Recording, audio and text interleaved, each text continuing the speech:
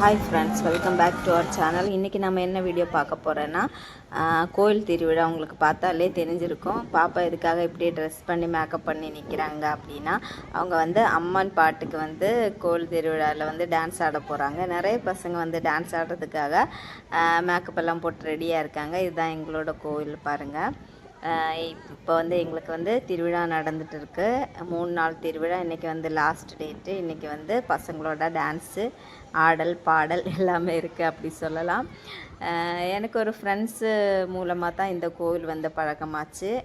போன வருஷம் நான் இந்த கோயிலில் பாப்பாவை டான்ஸ் ஆடுறதுக்கு கூப்பிட்டு வந்தேன். நான் 2-3 டான்ஸ் எல்லாம் நிறையவே ஆடிட்டேன். அப்போ தான் நான் இந்த கோயிலில் ஒரு சாமி கும்பிட்டுட்டு எனக்கு நான் மனசில் ஒரு விஷயம் நினச்சேன். அது நடக்கணும் கடவுளே. அடுத்த வருஷம் நான் பாப்பாவை கூப்பிட்டு டான்ஸ் ஆடுறதுக்கு வரேன். ஆனால் அதுக்கு முன்னாடி நான் நினச்ச விஷயம் நடக்கணும் அப்படின்னு நினச்சேன். ஆனால் இந்த வருஷம் கோவில் திருவிழா நடக்கிறதுக்கு ஒரு வாரம் முன்னாடியே நான் நினச்ச எது நடக்கணும்னு நினச்சியோ அது நடந்துடுச்சு. அது ஆனால் நான் மறந்துகிட்டே இருந்துச்சு.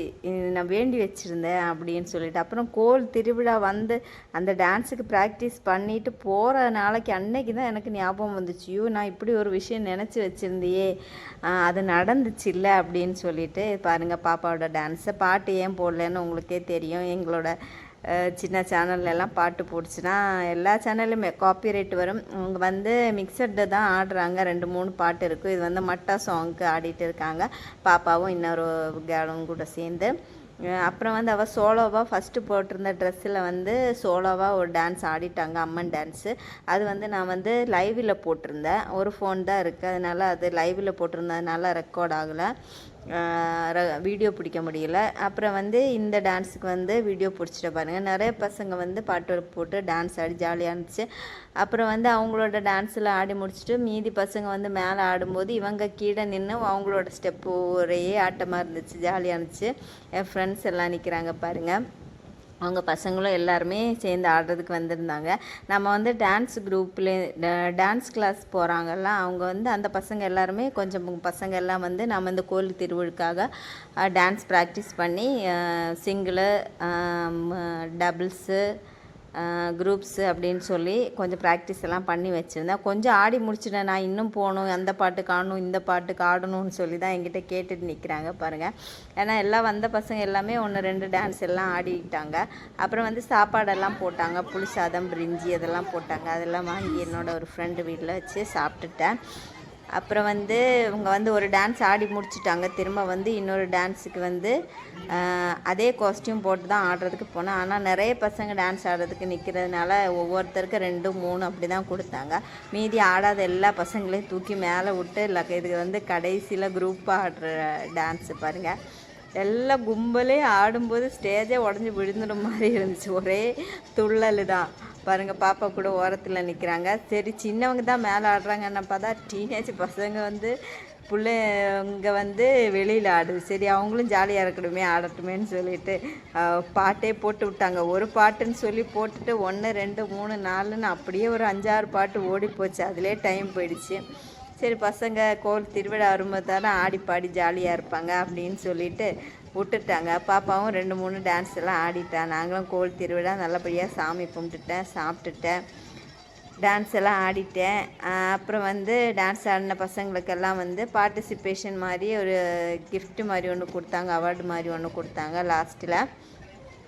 அது எல்லா பசங்களும் முடிச்சு போனதுக்கப்புறம் திரும்ப தான் கூப்பிட்டு கொடுத்தாங்க. அந்த வீடியோஸும் இதில் வரும் பாருங்கள். பசங்க எல்லாருமே ஜாலியாக ஆடுறது பார்க்குறதுக்கே எங்களுக்கு செம்மையாக இருந்துச்சு. எனக்கு ஆட தெரிஞ்சிருந்தால் நானும் கூட ஆடி இருப்பேன் பாருங்கள். ஆனால் என்ன பண்ணுறது, ஆட தெரியாமல் போச்சு. இந்த வயசில் தான் இவங்க எல்லாம் இந்த மாதிரி ஆடி ஜாலியாக இருப்பாங்க பாருங்கள். இவங்க 3 பேர், இன்னொரு பாப்பா கூட இருக்கான். இவங்க 4 பேர் தான் நம்ம டான்ஸு படிக்கிற கிளாஸ்லேருந்து நம்ம 4 பேர் ஒரு குரூப்பாக வந்தது. அவங்க 2 பேரும் வேற ஒரு டான்ஸுக்கு ஆடிட்டாங்க. இவங்க வேறு டான்ஸுக்கெல்லாம் ஆடிட்டாங்க. இன்னும் நான் அதுக்கு ஆடணும், இதுக்கு ஆடணும்னு சொல்லிட்டு இருந்தேன். ஆனால் டைம் கிடைக்கல, முடிச்சுக்கலாம் அப்படின்னு சொல்லி அவங்களே டைம் வச்சுருந்தாங்க. அதுக்கப்புறம் ஒரு வழியாக எல்லாம் முடிச்சுட்டு நான் ஃப்ரெண்டு வீட்டில் போய் உட்காந்துட்டு அப்புறம் கிஃப்ட் கொடுக்குறேன்னு சொல்லி அலௌன்ஸ் பண்ணாங்க. அப்போ பாப்பாவை கூப்பிட்டு ஒவ்வொரு பசங்களாம் வாங்கிட்டு இருந்தாங்க. பாப்பாவையும் கூப்பிட்டு வந்து gift வாங்குறதுக்கு வந்து நிறுத்திட்டேன். சரி ஒவ்வொரு பசங்களையும் கூப்பிட்டு மெடலும் போட்டு ஒரு ட்ராஃபியும் கொடுத்து விட்டாங்க. அப்போ எங்கள் கோவில் திருவிழா நல்லபடியாக முடிஞ்சிச்சு. உங்கள் கோவிலில் திருவிழா எல்லாம் எப்படி இருக்கும்னு சொல்லுங்கள். உங்களுக்கு எங்களோட வீடியோ பிடிச்சிருந்தா லைக் பண்ணுங்கள், ஷேர் பண்ணுங்கள், சப்ஸ்கிரைப் பண்ணுங்கள். வீடியோஸ் எப்படி இருக்குது, எந்த மாதிரி வீடியோஸ் போடணும் அப்படின்னு சொல்லி கமெண்டில் சொல்லுங்கள். பாப்பாவோட டான்ஸ் எப்படி இருந்துச்சுன்னு சொல்லுங்கள். வீடியோஸ் எல்லாம் நல்லபடியாக இருக்கா இல்லையா அப்படின்னு சொல்லி நீங்கள் கமெண்டில் சொன்னால் மட்டும்தான் எங்களுக்கு வந்து அது வந்து இம்ப்ரூவ் பண்ண முடியும். அப்புறம் வந்து நல்லபடியாக பாப்பா 2-3 டான்ஸ் எல்லாம் ஆடி ப்ரைஸ் எல்லாம் வாங்கியாச்சு. செம்ம ஹாப்பி ஆயிடுச்சு. அப்போ எல்லோரும் சந்தோஷமாக இருங்க. வீடியோ